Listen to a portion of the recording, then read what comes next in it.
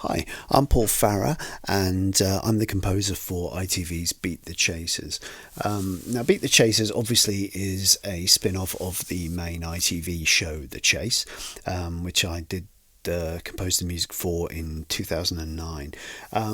And when the producers of Beat the Chasers first approached me to talk about the music for the new series, I sort of wanted it to be a bit like a kind of a darker, older brother version of the Chase music. I wanted it to be cut from the same sort of cloth, but at the same time it's a bigger, slightly faster, splashier, bigger money sort of primetime show. So I wanted it to feel like it was lived in that universe and lived in that world, and kind of felt the same, but kind of a little bit bigger and darker, if that makes sense. So my starting point for my theme for Beat the Chasers was a piece I'd composed for the daytime show, for when the chaser walks in and you sort of get that lovely shot as they walk through the big sea and you're never quite sure who it's going to be. And so I started from that. I thought it was kind of an interesting piece when I did it, and even though it was quite short, and I thought, well, I wonder if I can sort of take that and expand it out to a fuller piece for Beat the Chasers. So we're sort of at about the same tempo. We're in the same key, B minor. The rhythm meter of the song is the same as the main Chase theme, which is a 12/8 feel, which is 1, 2, 3, 4, 5, 6, 7, 8, and then roll, which kind of feels like a sort of a swing. And I started with some rhythm tracks. So this piece is very, very heavy with rhythm.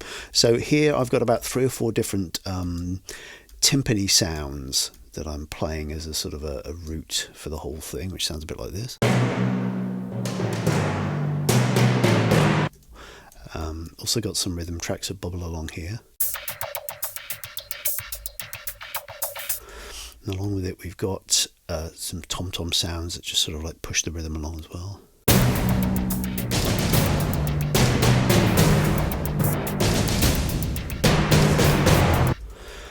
But the spine of the track is the string section. Just like in the Chase, the thing that really pushes it along is the orchestral string section, and that's the same in Beat the Chasers.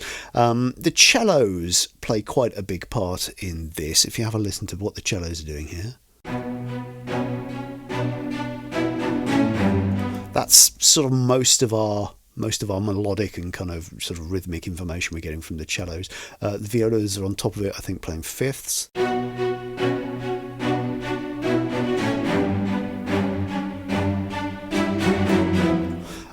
Got the basses which augment that.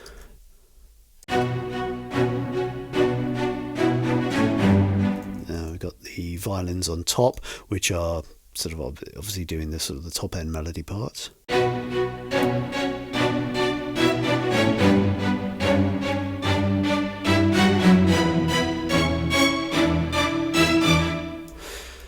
Got some woodwind, which is sort of quite fun. Woodwind in this context is kind of a little bit cheeky. It's a little bit sort of playful. Just playing in fifths over the top. Giving a little bit of a high frequency sort of drive there that's probably more related to the violins than anything. And we've got a little woodwind swirl here. Fun little gliss, and then we've got some real meat here, which is actually quite good fun. It's the lower brass section. So the brass here is really sort of driving the weight of the piece here.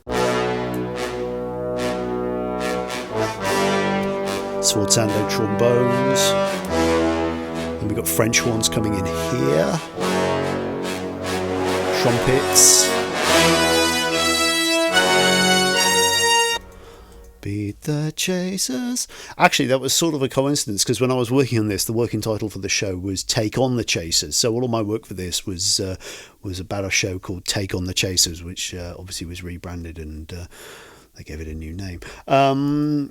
So I've got these instruments here, and I've sort of stretched it out for a pre-title section here, which is sort of acts as a kind of a tease for what's coming up. And just like the daytime Chase show, it's held together with a harpsichord doing this.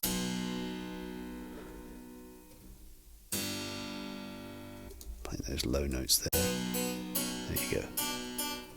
So that harpsichord mirrors what the violins and cellos are doing in the main part of it.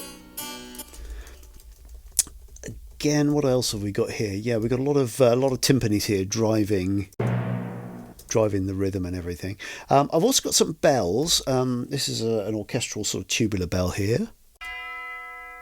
But I've also augmented that with a DX7 bell. And the DX7, for those of you who don't know, is a Yamaha synthesizer from the very, very, very early 80s. And it had a sound that became iconic. Actually, it was used by Harold Faltermeyer in his Top Gun score. And it just had this really sort of weird artificial way of duplicating instruments with FM synthesis, which is what the DX7 was all about. And it sounds like this. If you remember movies, you can instantly hear Steve Stevens playing his guitar sound.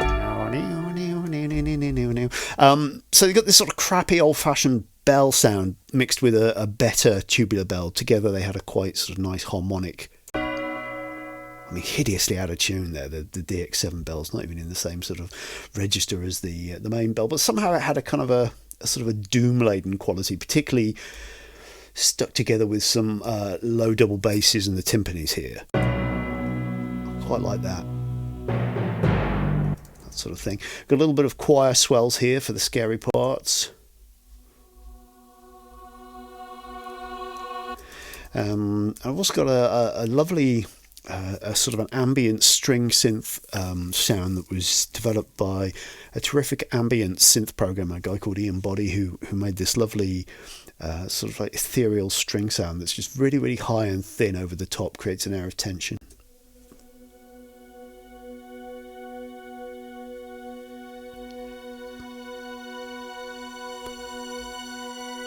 Sort of builds quite nicely. Legato strings here, so these are the strings playing a sort of a secondary melody. This is all of this section here is the pre-titles build. Works like this.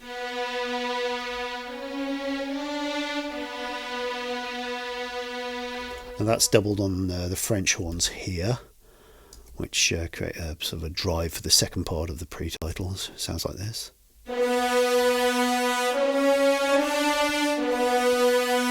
And again, underneath this, we've got the sort of the pulse of the basses and the cellos that are pushing us along here.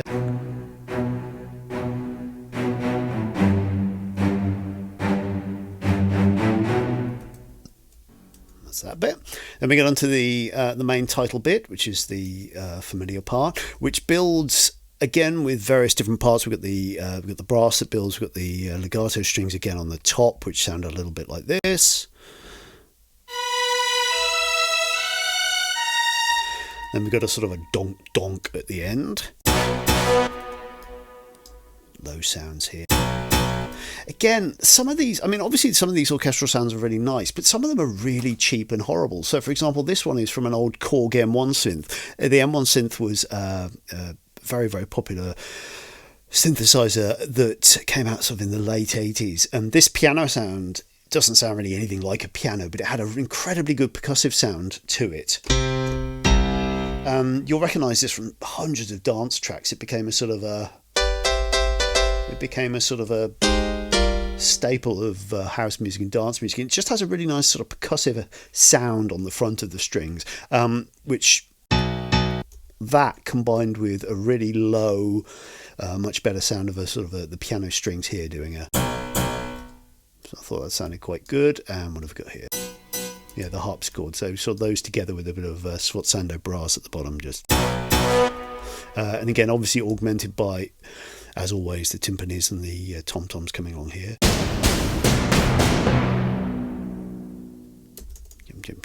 And again, some sort of darker sound effects. So after the hit of the final sort of climax, we get this sort of noise that sort of just swoops and goes low like this.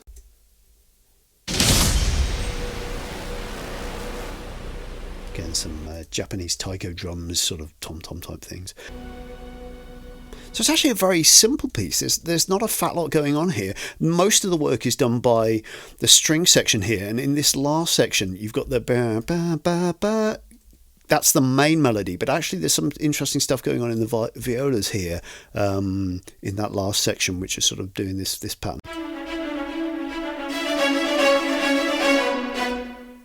Quite like that.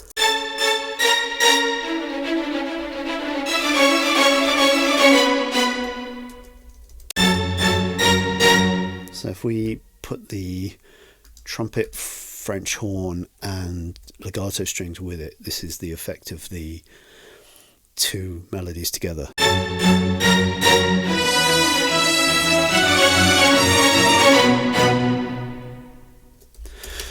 So those are our different pieces as we go through, and obviously, as before, as it builds through this final section here, the last 2 or 3 seconds of the main piece we can use as a sting to sort of get us in and out of the breaks and for various transition moments through the show, and the whole thing from start to finish sounds like this.